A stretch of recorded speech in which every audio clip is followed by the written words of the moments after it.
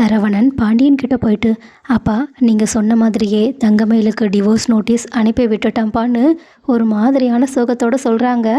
ஆனால் இதை கேட்ட பாண்டியனும், சரி அதுதான் சரியாக இருக்கும், இப்போயாவது இந்த பிரச்சனை முடியுதான்னு பார்ப்போன்னு நினச்சிக்கிட்டு இருக்கும்போதே அந்த பக்கம் போஸ்டர்மேன் மூலயமா டிவோர்ஸ் நோட்டீஸை வாங்கின தங்கமயிலும் கதறி கதறி அழுதுகிட்டே, அம்மா நிஜமாவே அவர் எனக்கு டிவோர்ஸ் நோட்டீஸே அனுப்பி விட்டுட்டாங்கன்னு சொல்ல, இதை கேட்டுட்டு தங்கமயிலோட குடும்பம் என்னதான் ஷாக் ஆனாலும் தங்கமயிலோட அம்மாவும், என்ன தைரியம் இருந்தால் நான் அவ்வளோ சொல்லிட்டு வந்ததுக்கு அப்புறமாவும் இப்படி என் பொண்ணுக்கு டிவோர்ஸ் நோட்டீஸ் அனுப்பி வச்சுருப்பாங்க, அவங்க குடும்பத்தில் இருக்க யாரையும் நான் சும்மா விட மாட்டேன்னு உடனடியாக அவங்க போலீஸ் ஸ்டேஷனுக்கு போயிட்டு பாண்டியனோட குடும்பத்து மேலே கம்ப்ளைண்ட் கொடுக்க ஆரம்பிக்கிறாங்க. அதுவும் என் பொண்ணுக்கிட்ட அவங்க வரதட்சணை கேட்டு ஒவ்வொரு நாளும் கொடுமை பண்ணிக்கிட்டு இருந்தாங்க. கடைசியாக இப்போ அவளை அடித்து வீட்டை விட்டு துரத்தி விட்டுட்டாங்க.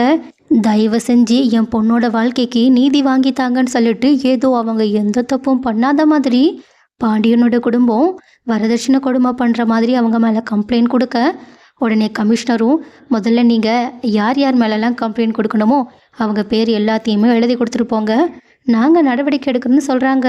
ஆனால் தங்கமயிலோட அம்மாவும் அந்த குடும்பத்தில் இருக்கவங்க ஒவ்வொருத்தரோட பேருமே லிஸ்ட்டில் வர்ற மாதிரி பண்ணிவிட்டு எல்லாருமே என்னோட பொண்ணை கொடுமைப்படுத்தினாங்கன்னு சொல்லிடுறாங்க.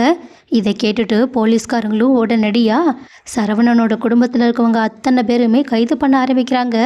அது மட்டும் இல்லாமல் வீட்டுக்கு போயிட்டு கோமதிக்கிட்ட, உங்கள் எல்லாரையும் நாங்கள் கைது பண்ணுறோம், உங்கள் மருமக உங்கள் மேலே வரதட்சணை கொடுமை பண்ணியிருக்கிறதா கேஸ் கொடுத்துருக்காங்கன்னு சொல்ல, இதை கேட்டுட்டு கோமதி செம்ம ஷாக் ஆனது மட்டும் இல்லாமல் அவங்கக்கிட்ட எங்கள் மேலே எந்த தப்பும் இல்லைன்னு சொல்லி புரிய வைக்க ட்ரை பண்ணுறாங்க.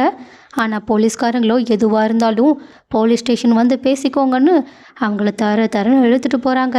பட் இப்படி இவங்க எல்லாரையும் மொத்த குடும்பமாக சேர்ந்து போலீஸ் வண்டியில் ஏற்றிட்டு போகிறத பார்த்து அப்பத்தாவும், ஐயோ எங்கே போகிறீங்க, எங்கே இவங்களை கூட்டிகிட்டு போகிறீங்கன்னு சொல்லிட்டு அவங்க பின்னாடியே போக பார்க்க, ஆனால் போலீஸ்காரங்களும் அவங்க எல்லாரையுமே கூட்டிகிட்டு போனது மட்டும் இல்லாமல் கடைக்கு போயிட்டு பாண்டியன்கிட்டேயுமே இந்த விஷயத்த சொல்லி அவங்களையுமே போலீஸ் ஸ்டேஷன் கூப்பிட்றாங்க.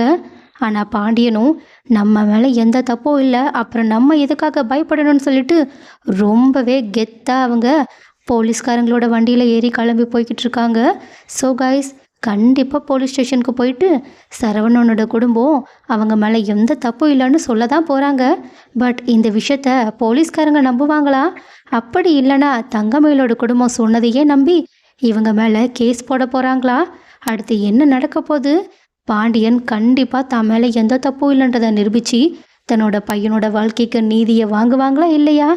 எல்லாத்துக்கும் மேலே சரவணனுக்கு என்னதான் தங்கமயில் மேலே கோவம் இருந்தாலும் உண்மையாகவே அவங்க தங்கமயிலை விட்டு ஒரேடியாக விலகணும்னு தான் நினைக்கிறாங்களோ என்ன? ஒருவேளை இந்த விஷயம் கோர்ட் மூலயமா எல்லாருக்குமே புரிய வரப்போகுதா என்ன? அடுத்து என்ன நடந்தால் நல்லாயிருக்கும்? தங்கமயிலும் சரவணனும் ஒன்றா வாழ்ந்தால் நல்லா இருக்குமா? அப்படி இல்லைனா இந்த மாதிரியான பொய்யான உறவால் உருவான இந்த உறவை முறிச்சாவே நல்லா இருக்கும்னு நீங்கள் நினைக்கிறீங்களா?